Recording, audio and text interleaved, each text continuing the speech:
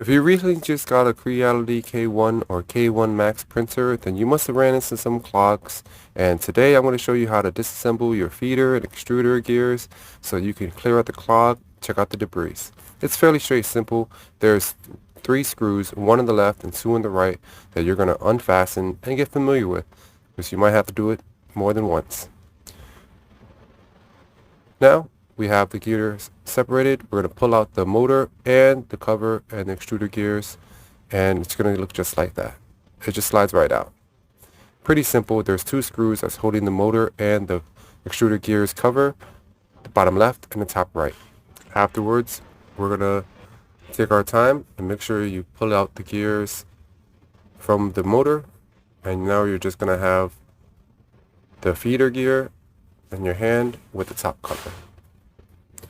The top cover is still fastened and screwed by the 2 gear screws that are on the bottom left and the top right that you just unfastened.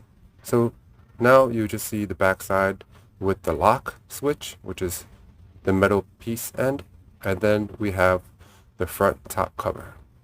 Unfasten the screws and take your time, pull it out, because there's one small little tiny bearing that sits on the upper left cog that might fall out. Have it face up, and then you should be okay, and pull the top cover out. Now, once you do, you should be able to see what's inside. There might be some debris, there might be some melted filament, or whatever it is in that might be jammed or jamming up your gears. In my case, it was in between that little slot right there in the bottom. So take some filament and just push it right through, just clear out that clearance, and make sure it's just right. It's pushing in smoothly and it feeds in easy. Now, if you want, you can check your gears at this time to make sure the gears are flowing and motion freely. Just like so. Spin the gears, spin the wheels. Make sure the lock is locking properly. And then you should see that, if any case, it should be easy flowing, easy going, and spins perfectly. Now, I didn't have any obstruction in the gears, but I did have obstruction along the cover where the slot of the filament feeds in. That was my problem, and then basically it was right there in the bottom where the filament pokes through. Just check carefully and make sure everything is clean and the filament feeds through the gears okay. From here on, you have 2 pieces, the bottom and the top. Now that we've seen what's inside and it's very visible and there's nothing inside, in my case, you'll see there is some filament that was jammed in there from the bottom. I removed it.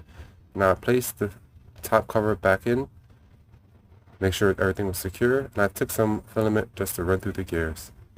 Make sure it goes right through, and then when it passes through, it's going to turn the gears at the same time, catching it very well with the teeth, and you should feel a little bit of a grip. At that point, you're ready to go. Now we're going to test it out, and we're going to snip a filament piece end at a 45-degree angle, and I put out the PTFE2 from the top and I fed it through, and make sure you get a good grip and push it all the way down. When you do, make sure you push it all the way through so it touches the hot end nozzle. At this point, you should be okay because you have gotten the filament into the extruder, you locked it and made sure it's locked, you turn on the heat and let it heat up.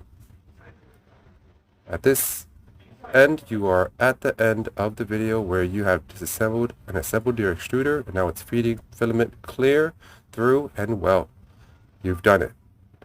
And just to make sure, I'm going to run it back one more time and extrude another run of extra filament just to make sure we got the flow just right.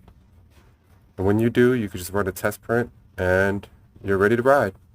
I hope you've learned a lot and had fun, and it was easy to read through, and have happy printing. Follow, subscribe.